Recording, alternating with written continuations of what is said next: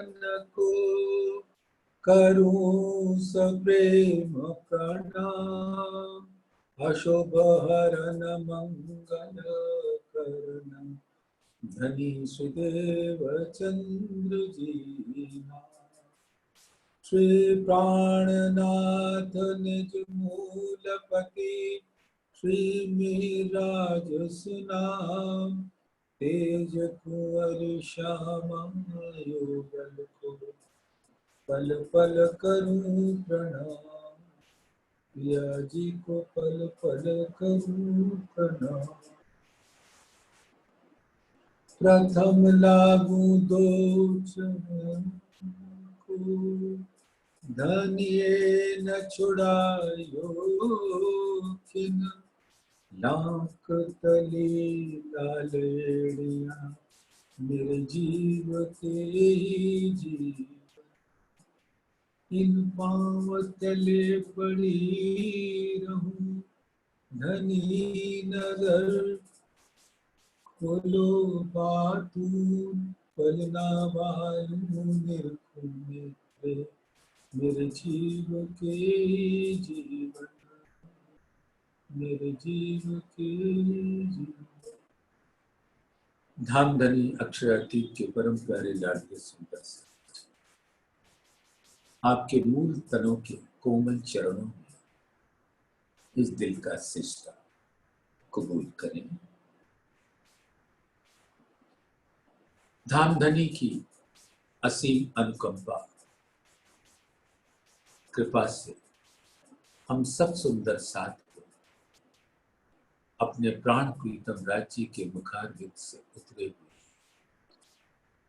इस इश्क से रचे पगे वाणी में झीलने का अवसर धामधनी अपने हुक्म से हम सबको दे रहे और हम सब एक संग वाणी को अपने दिल में ग्रहण करके और उन धामधनी के आवेश स्वरूप प्राणनाथ के मेहर भरी नजर तले उनके हुक्म का बल लेकर हम वाणी के अंदर झीलने के लिए प्रवेश करते हैं। सुंदर साथ धामधनी का चौथा सागर सिंगार का सागर दधी सागर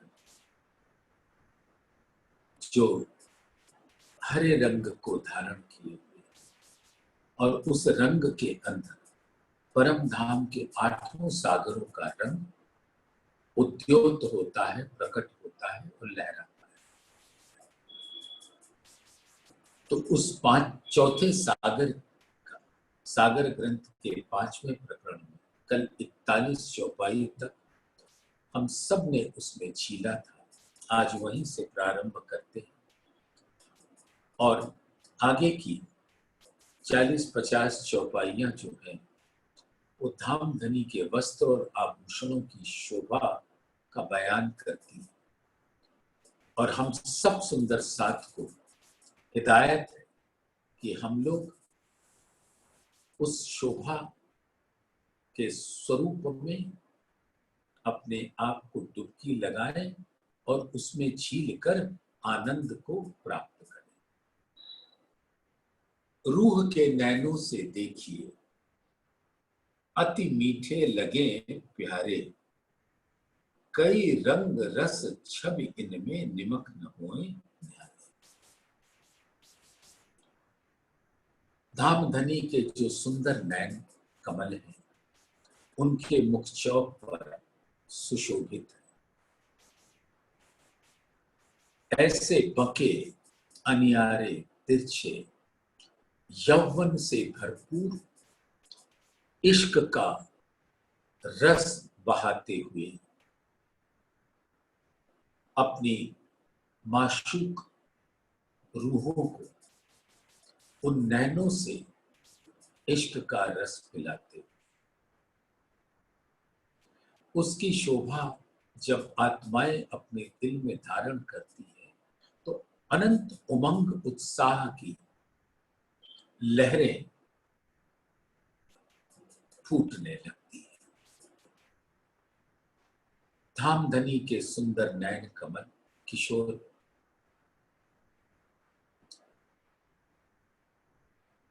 श्वेत है, जो नूर का रंग है, और उसके अंदर प्रेम की लालिमा के डोरे, गुलाबी डोरे, तारे और तारों में पुतली, और दिल उन नैनों से जुड़कर अपने अंदर विराजमान अनंत सागरों के रस को अपनी माशूक रूहों को पिलाने के लिए तत्पर रहती है।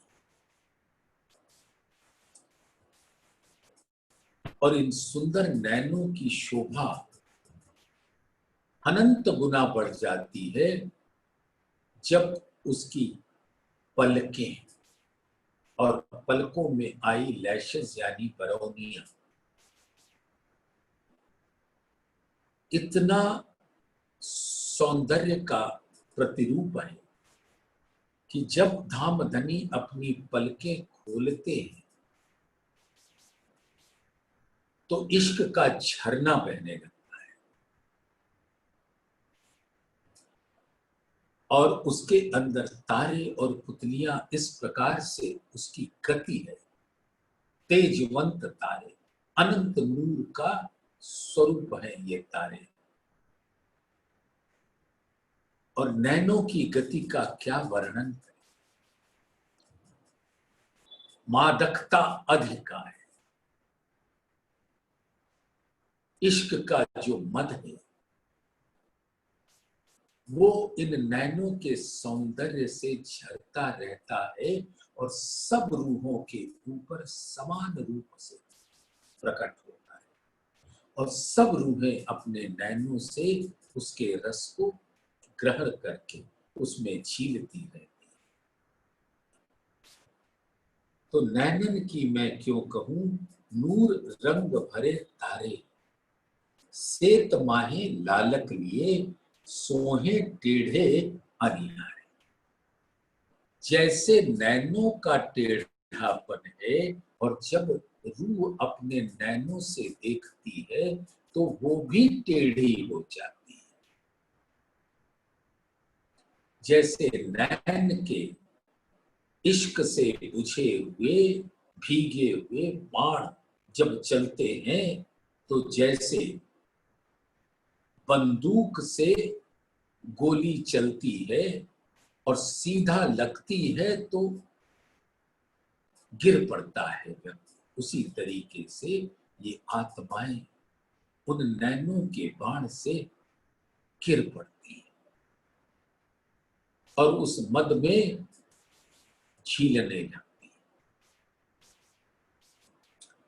रूह के नैनों से देखिए अति मीठे लगे प्यारे, कई रंग रस छब इनमें निमक न हुए।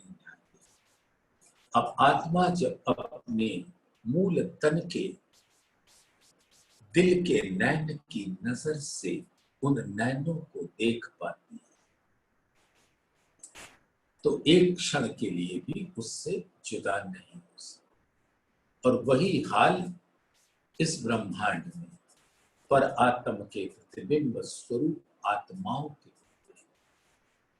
जब इल्म से ग्रहण करके आत्मा चितवन की गहराई में डूब जाती है तो धामधनी के सुंदर नैनों को निहारती ही रहती है। और धामधनी भी एक क्षण के लिए नहीं रुकते, वो बस रस पिलाना प्रारंभ कर देते हैं और आत्मा के दिल में वो अनंत रस का सागर समाने लगता है। नासिका की मैं क्यों कहूं कोई इनका नमूना ना।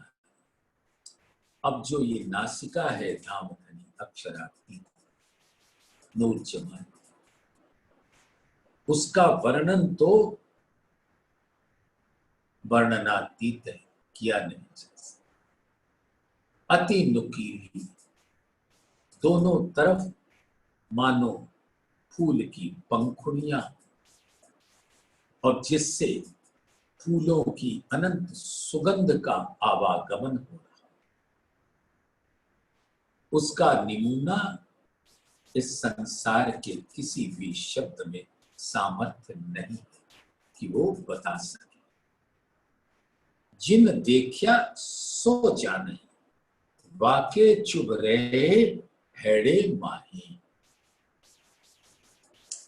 जिन्होंने चितवन के द्वारा उस सुंदर स्वरूप को अपने दिल में निहारा,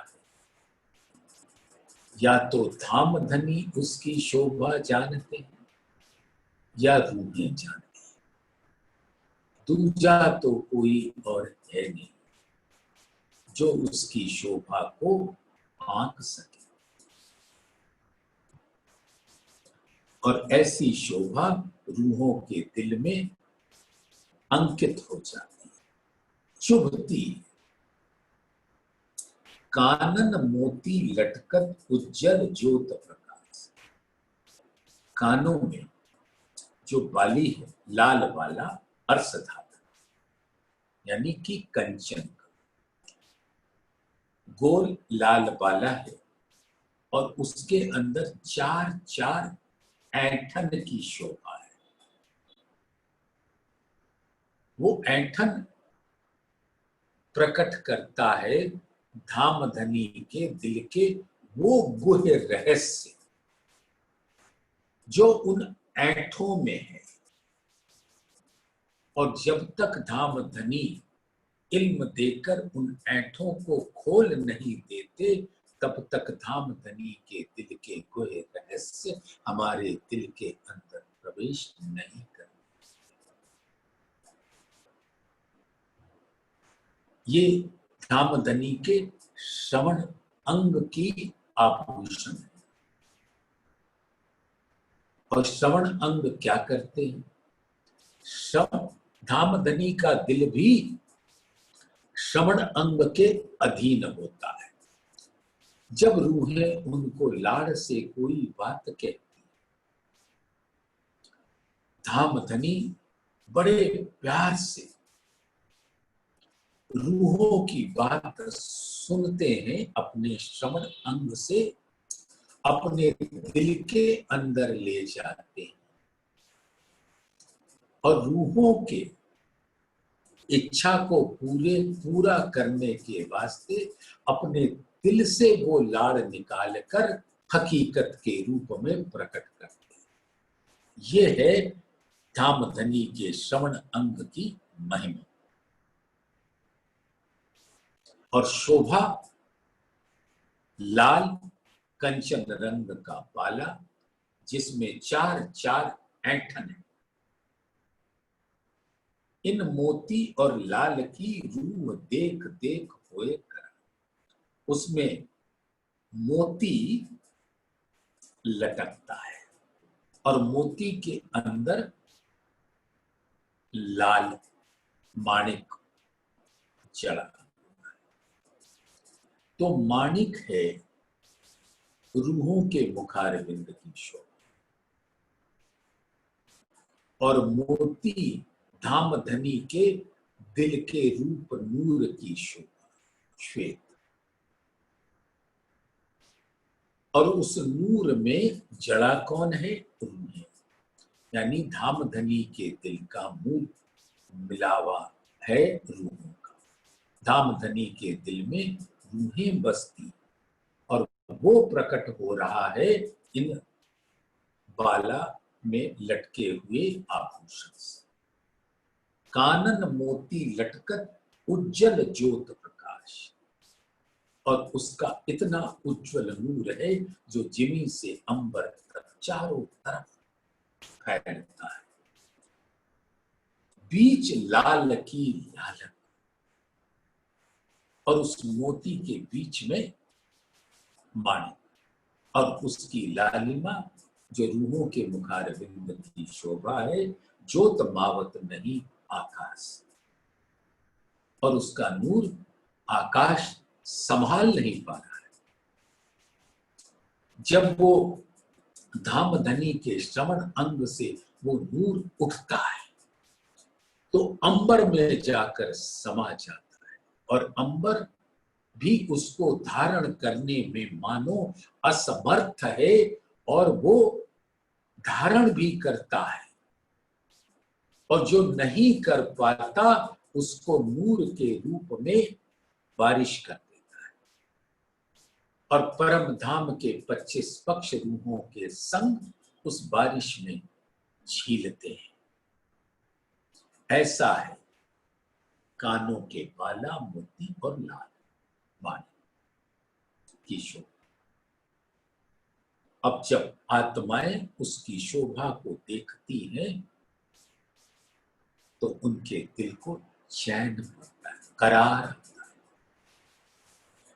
गौर रंग अति गालों की माहे गहरी लालक लिए, दो भ्रिकुटी बीच नासिका ऊपर सुंदर तिलक। धामधनी के दोनों गाल जो उनके मुखार बिंद के अंग है, उनका रंग कैसा है? गहरी लालक। एक रूह का मुख लाल है और 12,000 रूहों के मुख का सम्मिलित स्वरूप गहरी लाल है और वो धामधनी के गाल रूपी अंग मुखार बिंद पर गाल और उस गाल के रंग में रूहें समा जाती हैं और रूहों का अति गहरा लाल उनके गालों पर उद्योत होता है, प्रकट होता है। दो भ्रिकुटी बीच नासिक और नैनों के ऊपर सुंदर दो बांके अनियारे तिरछे श्याम रंग के भ्रिकुटी जो नैनों की शोभा को अनंत गुना बढ़ा देते हैं और उन दोनों भौहों के बीच में भ्रिकुटी जहां नासिका का मूल आता है। नासिका के मूल का तात्पर्य यह है सुंदर सा कि दोनों नैन धामधनी के दिल से जुड़े हैं। दिल के अंदर अनंत सागरों का रस है और वो सागर जो भ्रिकुटी उसका मूल है, वहां से ये नासिका जुड़ती है तो उन सागरों के सुगंध को उस नासिका से उसका आवागमन होता है, उससे प्रकट होता है। परम धाम के 25 पक्षों को उस सुगंध का रसपान कराकर अपने नासिका से वापस अपने दिल में ले जाता है। तो दिल से आता है, सबको रस प्राप्त कराता है, फिर दिल में आता है, फिर दिल से चलता है, फिर सबको भिगोता है, फिर दिल के अंदर प्रवेश करता है। और इस नासिका का मूल दोनों भौहों के बीच में वो भ्रिकुटी है जो नैनों के बीच में ये नासिका शोभायमान।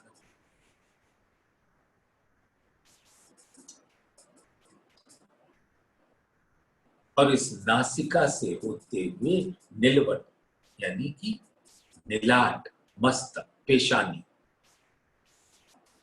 विशाल मस्तक, उस पर ये तिलक होता है और तिलक में लाल बिंदी होती है और उसके चारों तरफ सुनहरी करकरी। गौर हरवटी अति सुंदर। धामधनी के मुखार बिंद की जो मुख चौक की हरवटी है, ठोड़ी है, उसके मानो चौथा सागर स्वयं रुक नहीं पा रहा है, वो अपने अंग से निकलकर धामधनी की हरवटी में आकर समा जाता है कि सुंदर साथ चौथे सागर के शोभा को धामधनी के हरवटी में निहार। इतना सुंदर है वो हरवटी, गौर हरवटी अति सुंदर, बीच लाख ऊपर अधूर, और हरवटी और अधूर के बीच में जो गहराई है, वो गहराई के अंदर धामधनी के सभी सागर समाते हैं, और वो सब इश्क का रस वहीं से प्रकट कर देते हैं। धामधनी के हर अंग इश्क के सागर है, अंग देखे जेते सूरत के, सो तो सारे इश्क सागर। और उस लाख के ऊपर दो सुंदर अधर होठ, और वो लालिमा को धारण किए, मानो रूहें उन होठों में बसकर धामधनी के अंगों का रसपान कर। बल बल जाऊं मीठे मुख की, मिल दो करें मजबूर। अब ये दोनों अधूर जो ऐसा प्रतीत होता है कि ऊपर का अधूर रूहों की शोभा है, और उसको धारण करता हुआ निचला अधूर है श्यामा जी का स्वरूप। और इन दोनों को सुख पहुंचाने के लिए मुख के अंदर मीठी रसना जो श्रवण अंग से बातें सुनकर अपने दिल से प्रकट करती है, वो मीठी रसना इन अधूरों को सुख पहुंचाने के वास्ते सुंदर वाणी प्रकट करती है। बल बल जाऊं मीठे मुख की, मिल दो करें मजबूर। वाणी वचन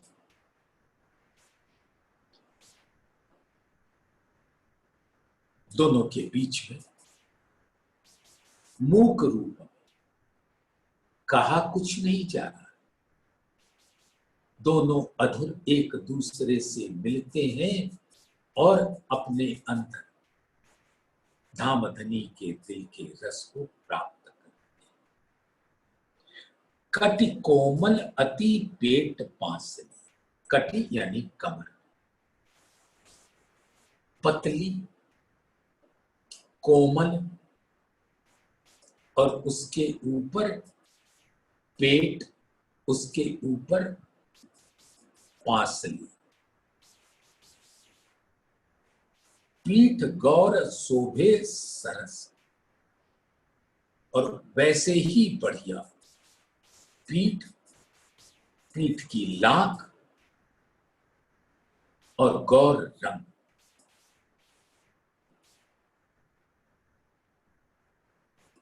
गर्दन केस पेच पाक, और धामधनी के सुंदर सुराहीदार गर्दन,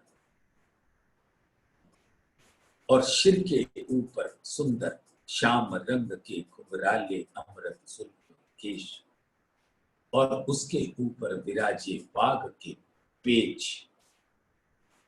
छवि क्यों कहूं अंग अर्श, ये सब अर्श के अंग हैं, इनकी छवि वर्णन नहीं किया जाता। ये तो धामधनी के हुक्म से अपने दिल में ग्रहण किया जाता है, और दिल के अंदर खिलवत के स्वरूप को का रसपान किया जाता है। कोमल अंग कंठ हैड़ा, और हर अंग धामधनी का अति कोमल है और कंठ, गला, हैड़ा धामधनी का, छाती, छाती के अंदर तिल, खभे मछे गौर लाल। और ये जो मांसपेशियां हैं बाजुओं की, खभे, खभे कंधों को कहते हैं और मछे इन डोलों, गौर लाल है, दोनों ही गोरे हैं और अति लाल है। और लाल ही इस कारण से है कि रूहें ही धामधनी के अंगों की शोभा। कोनी काड़े कोमल देखत, और जो बाजू के कोहनी है और काड़ा अंग है वो अति कोमल है, उसको देखते ही आशिक का हाल तिरछा हो जाता है। वो तिरछा होने का तात्पर्य ये है वो अब अपने आप में नहीं रहता, वो धामधनी के अंगों से अरस परस हो जाता है, इश्क की लहरों का स्वरूप हो जाता है। लीके शोभित हथेलियां, रंग उज्जल कहूं के गुलाल, रूह थे पलक ना छूटही, अंग कोमल नूर जमाल। सुंदर साथ इन वचनों को चितवन के द्वारा ग्रहण करना, मस्तिष्क को माया में छोड़ा। जो धामधनी के बाजू के हथेलियां हैं उसमें जो उसका रंग उज्जवल है, गुलाबी है, और उसके अंदर लीके जो रेखाएं हैं वो अत्यंत गहरी हैं और वो हथेलियों की शोभा दर्शाती, और वो लीके इतनी गहरी कि धामधनी का के दिल का जो अनंत सागर है उन लीकों में लहराता है। और जब धामधनी लाड़ बरसाने पे आते हैं तो अपने दोनों हथेलियों को रूहों के गालों पर रख देते हैं और धामधनी की हथेलियों के स्पर्श का सुख रूहों को अंदर बाहर भिगो देता है। और तब रूहें अपने आपे में नहीं रहती, वो धामधनी की हथेली का ही स्वरूप हो जाती। लीके शोभित हथेलियां, रंग उज्जल कहूं के गुलाल, रूह थे पलक न छूटही। रूहों के नैनों से एक क्षण के लिए भी छूटती नहीं। अंग कोमल नूर जमाल, अपने प्राण प्रीतम अक्षरातीत के अंग अंग अति कोमल है, जो नूर का ही गुण है, शीतल है, चेतन है, कोमल है, सुगंधित है। नरम अंगुलियां पतली, और जो हस्त कमल में 10 अंगुलियां, 2 अंगूठे और 8 अंगुलियां, नरम है, एकदम कोमल, सुकुमार, और उन्हीं नरम अंगुलियों में धामधनी रूहों को सुख पहुंचाते हैं अपने पाग के लपेट को बांध कर। पाग रूपी आत्मा उन अंगुलियों का सुख लेती है और पाग भी वहदत का स्वरूप है। तो नरम अंगुलियों का स्पर्श जब बाघ के दिल में पहुंचता है तो सभी आत्माओं के दिल में उसी क्षण पहुंचता है। नरम अंगुरियां पतली पहुंचे सलूकी जुदे भार, और हथेली के ऊपर वाला हिस्सा पहुंचा कहलाता।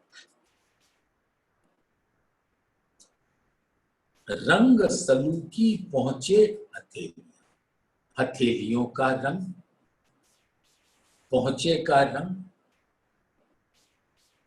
लालक लिए, गौर उज्जवल लालक लिए। किन मुख कहूं चित्त ल्याए, अब कैसे कहूं सुंदर सार, ऐसे सुंदर हस्त कमल और पहुंची के सुंदर इश्कमयी स्वरूप को अपने दिल में धारण कर। नैन, श्रवण, मुख, नासिका, मुखारविंद पर जो मुख चौक है उस पर नैन शोभा देते हैं, श्रवण अंग शोभा देते हैं, नासिका शोभा देते हैं, और ऐसे मुख चौक की छवि चौथा सागर दधि सागर धामधनी के मुख पर प्रकट हो जाता है। उसको भी धामधनी का अंग अंग का रस चाहिए है वो दिल के अंदर, लेकिन वो प्रकट होए के धामधनी के तन पर तन का रस लेती है, क्योंकि तन भी दिल भी, दिल तो नूर ही है। और उस दिल के अंदर चौथा सागर अब वो इतना लहरा रहा है कि धामधनी के अंगों से अरस परस उनके मुख पर, उनके तन पर, उनकी हथेलियों पर, उनके पहुंचों पर। मुख चौक, नैनों में, नासिका में, श्रवण अंग में, हरवटी में, नाक में, अधर, दंत में, रसना। नयन श्रवण मुख नासिका, मुख छवि अति सुंदर, एक देखत ही आसिक अंगों चुभ रहत हैड़े अंदर। जब धामधनी के ऐसे सुंदर मुखार बिंद से सौंदर्य का सागर अपने अनंत रंग और रस के साथ जब नूर के रूप में प्रकट होता है तो वो रूहों के हैड़े में नक्श हो जाता है। चुभ रहे, छवि उसकी अंकित हो जाती है, और ऐसे अंकित होती है कि वो कभी भी उससे बाहर नहीं जाती। बीड़ी शोभित मुख मोरत, तंबोल पान, उसको अपने मुख में लेकर मुख को ऐसे मोड़ते हैं कि रूहें तो घायल हो जाती है। पान के बीड़े को अपने मुख में इस प्रकार से मोड़ते हैं मानो ये पान जो है सब रूहों के स्वरूप हैं, और उनको धामधनी अपने मुख के अंदर लेकर रसना का सुख पिला रहे हैं। और रूहों के इस लालिमा को से धामधनी की रसना भी लाल हो जाती है, जैसे पान का बीड़ा खाने से जुबान लाल हो जाती है, अधुर लाल हो जाते हैं। तो ये पान आत्माएं रूहों के स्वरूप, और उनको अपने मुख में ऐसा लाड़ भरा घुमाते हैं कि रूहें बल बल जाती हैं और अपने मुख का रंग छोड़कर धामधनी की रसना को लाल कर देती हैं। रूहें फिर भी लाल, रसना भी लाल, अधुर भी लाल, और दंत भी लाल, उज्ज्वल श्वेत दंत रूहों के इस रंग को धारण करके लाल हो जाती है। बीड़ी शोभित मुख मोरत, लेत तंबोल रंग लाल, ए वर्णन रूह तोलो करे, जोनो लगे नहेड़े। और इसका वर्णन तो तभी किया जा सकता है जब तक दिल में चोट नहीं लगती। तो रूहों का दिल तो अति कोमल है, इसको देखकर तो चोट लगता है। और भाले की तरह शुभता है और सुंदर सा। कहीं दिल ये पत्थर हो गया तो भाला पत्थर के अंदर प्रवेश नहीं करेगा। हाँ, धामधनी ने चाहा तो पत्थर को भी तोड़कर कोमल बना देगा। तो सुंदर सा धामधनी को क्यों कष्ट देते, अपने दिल को निर्मल कोमल करते। जो परम धाम से ही कोमल है, धामधनी के दूर का गुण है।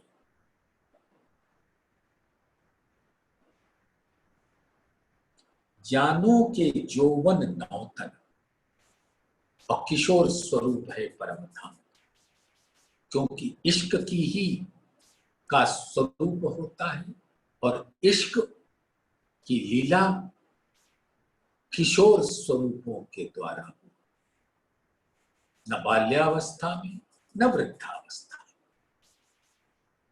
वृद्धावस्था में उसकी याद रह जाती, लेकिन लीला जो नित्य नौतन है, शाश्वत है, वहां वृद्धावस्था का प्रवेश नहीं है, वो किशोर अवस्था है।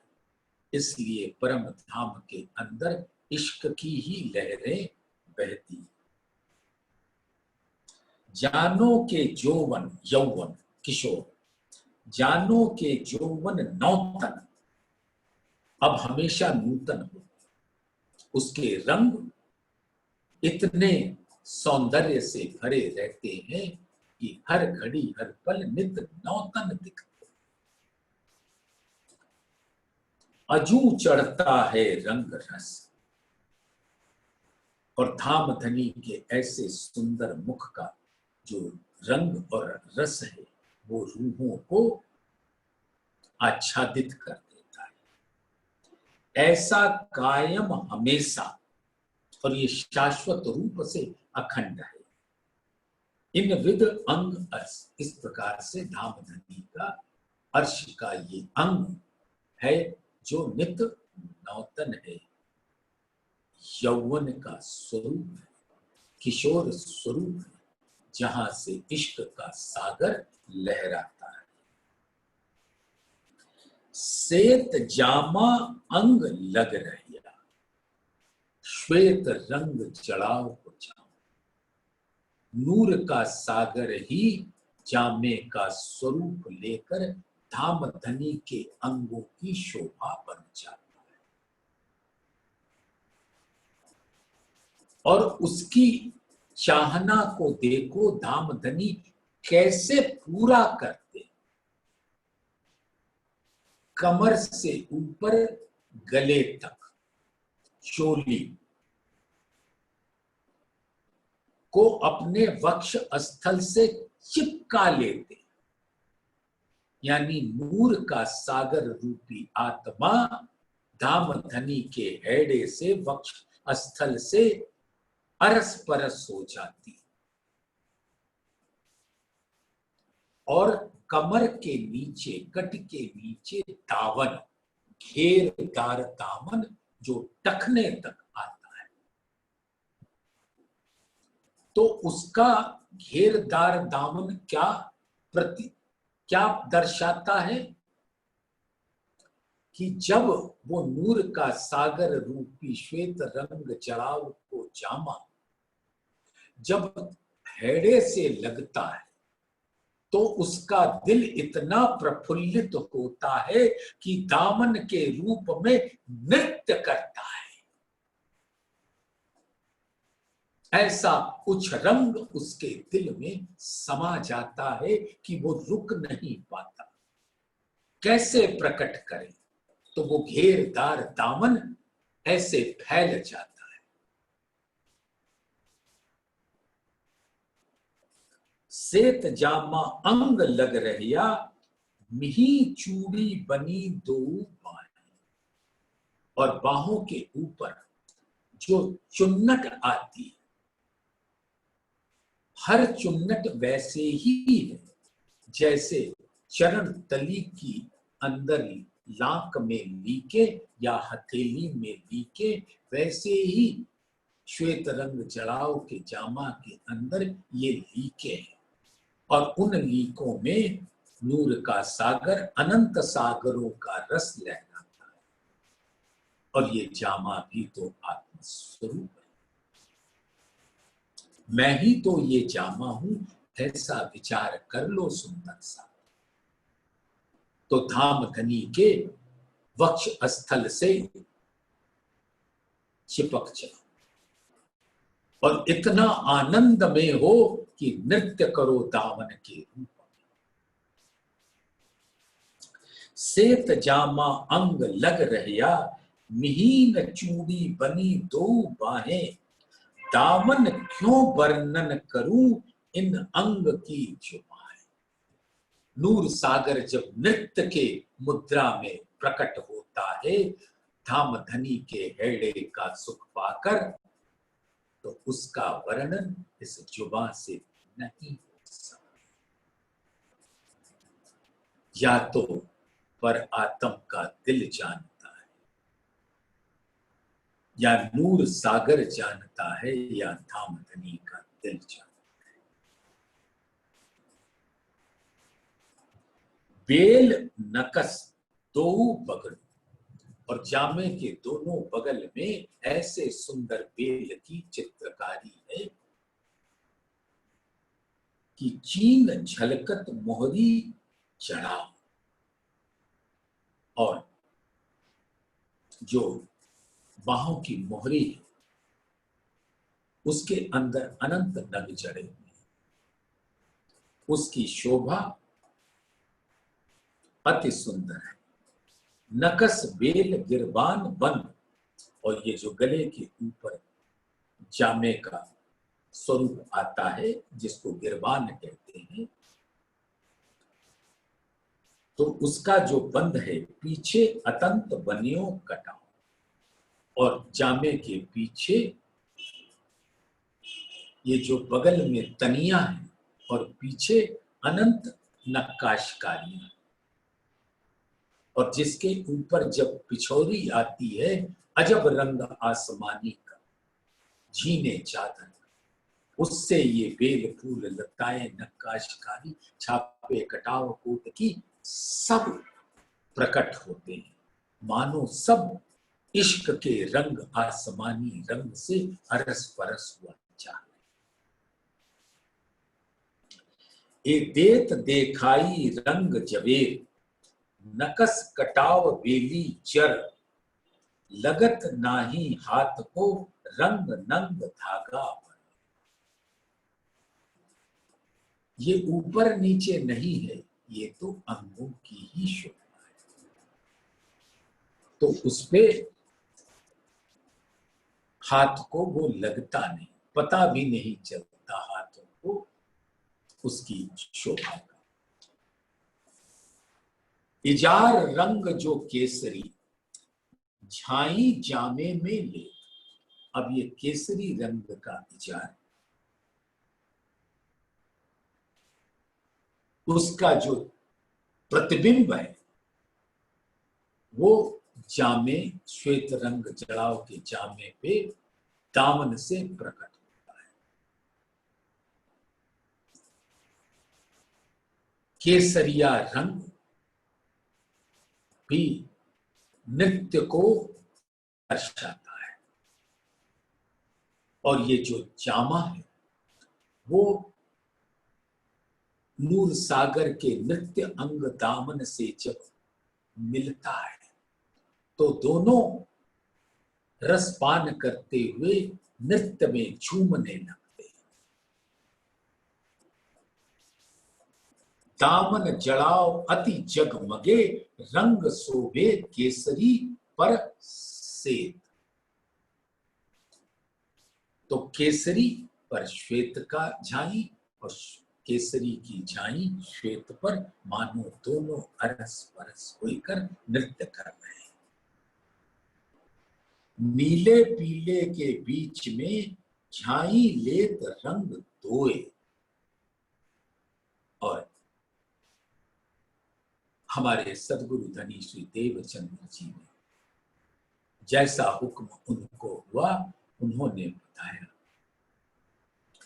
कि हमारे प्राण प्रीतम के कमर में, यानी जामे के ऊपर बंधा है कमर पे, जहां चोली और दामन के बीच पटका। चोली धामधनी के दिल का रस ले रहा है और उस रस को पाकर दामन नृत्य कर रहा है, और इन दोनों के बीच में कमर के ऊपर जामे पर सुंदर नीलो ना पीलो बीच के रंग को।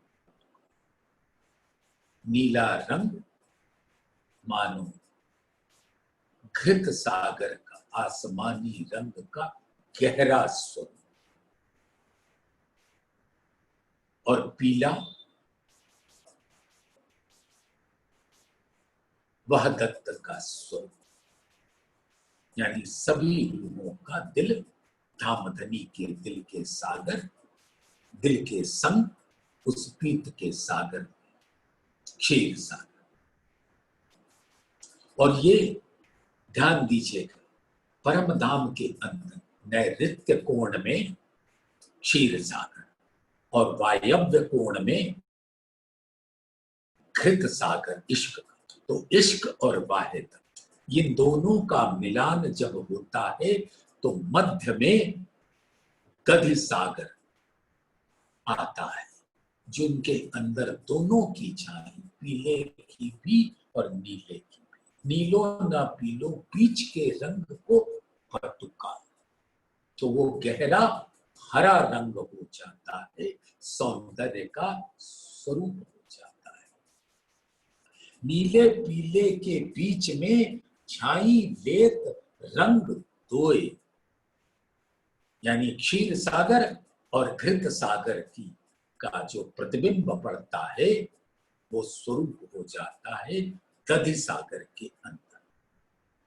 सो पटुका कमर बनिया, रंग कहिया सुंदर बाई सो। हमारे सदगुरु धनी श्री देवचंद्र जी ने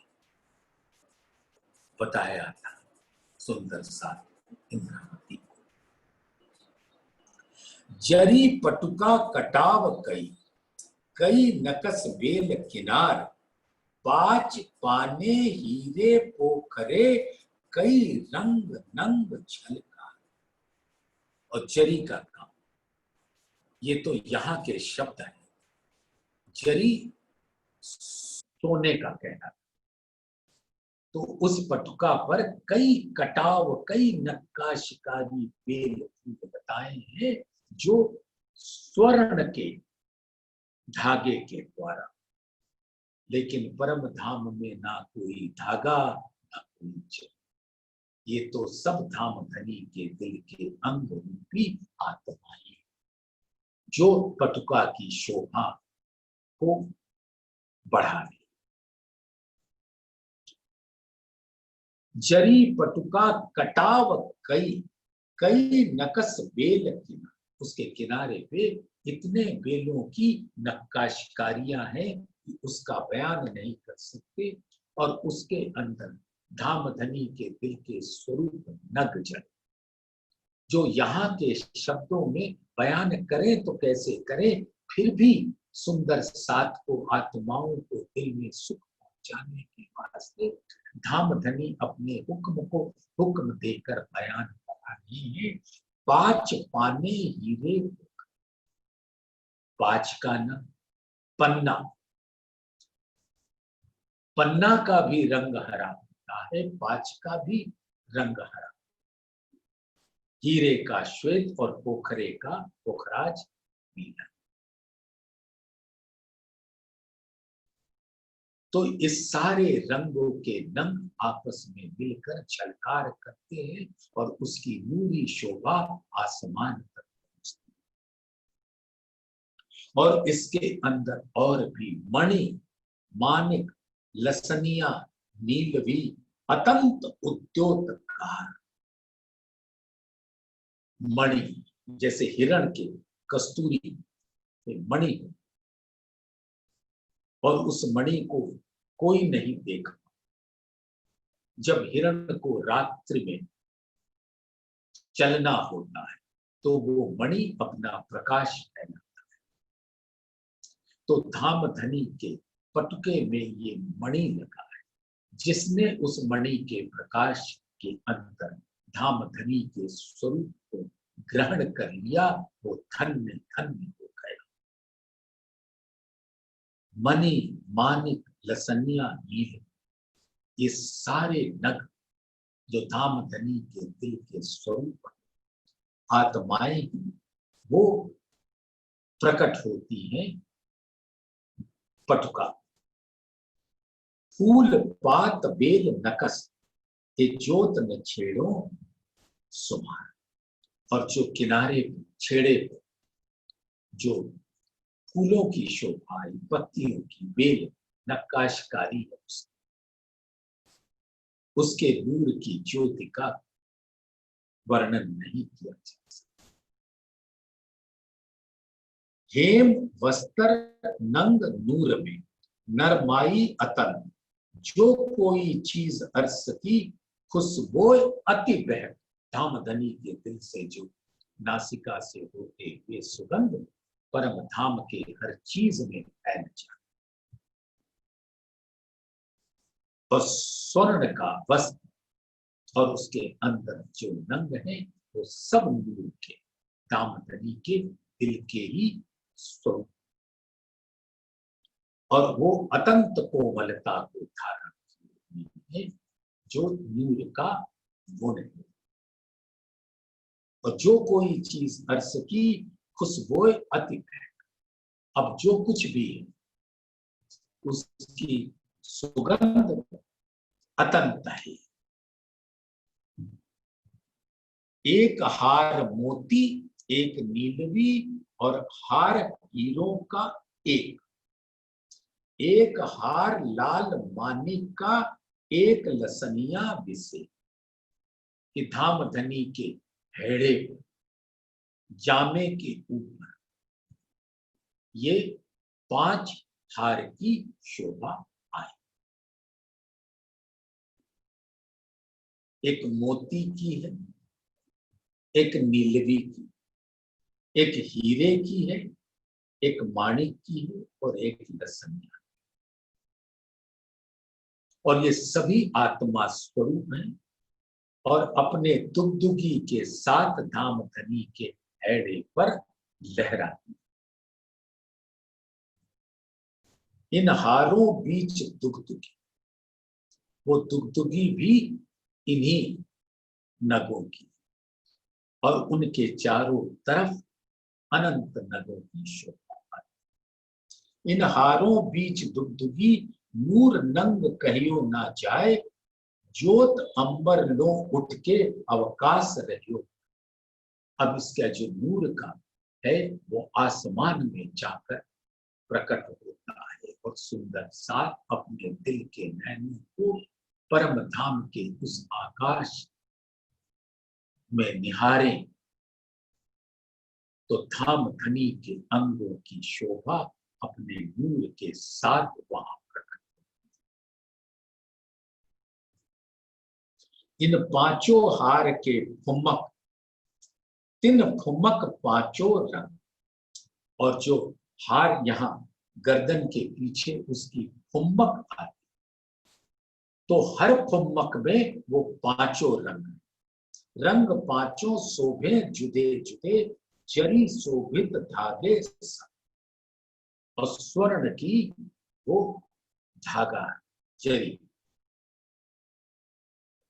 और उसके अंदर इन पांचों नगों के शोभा,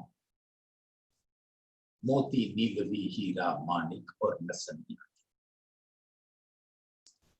ये पांच रंग एक कंचन, और ये पांचों रंग हीरो हारों, ये जो रंग है एक कंचन में जड़े गए। परम धाम में कुछ जड़ना नहीं होता सुंदर सा, बस ये तो शोभा है अंग की। ये पांच रंग एक कंचन, जो अति लाल रंग का है, धाम धनी के दिल का स्वरूप है। ये पांच रंग एक कंचन, ताके बने जो बाजू बंद। इन मच्छे जामे के बाहों के ऊपर शोभायमान,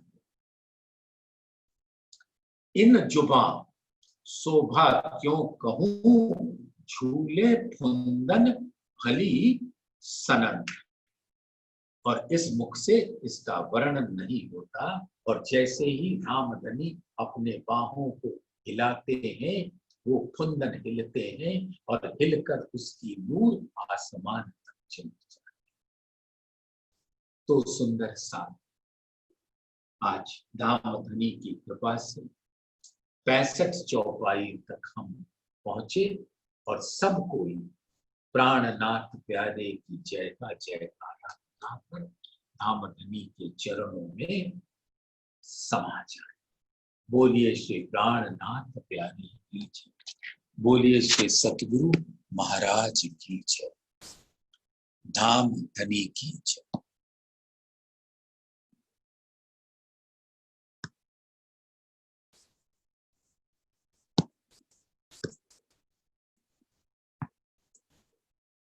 प्रणाम जी।